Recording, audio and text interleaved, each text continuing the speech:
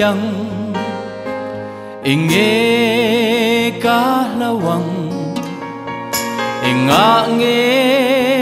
kabuay fuvang le kovel moy na zong chan don ma ila ro lu iswa kanei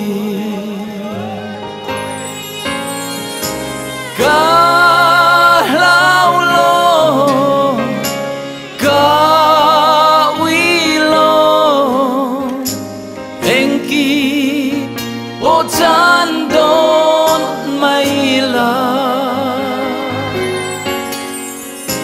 ka lao lo ka vui lo ro lu iswa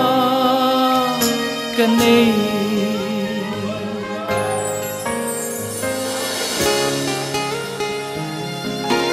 o zadina ring tu puite ka Christian puite eng ro lungin nei ve loin en chau turin ka som chewa ro lu iswa hi lo ni ve chau turin pathian in mal som choro sa vel ro puina moina tin reng le sana kalo zon chin te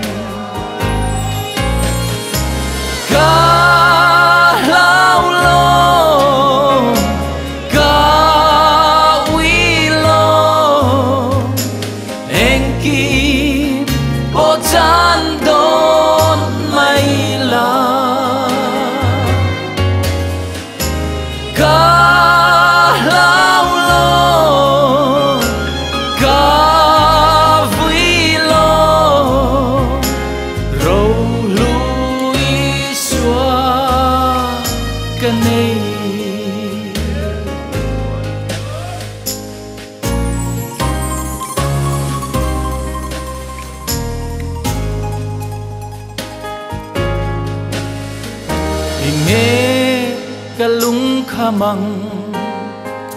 inge kazonang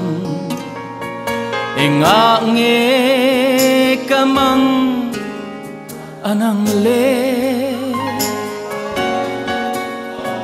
kovel zong po hi bo don ma sila ro lu kanei ka lao lo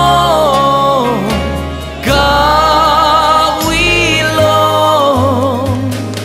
engkin po chan don mai la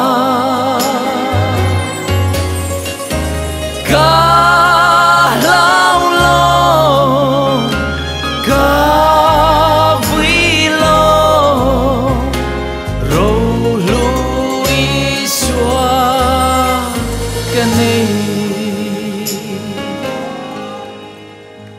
ro lu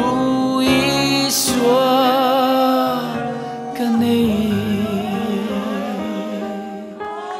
pathian ro pui berot se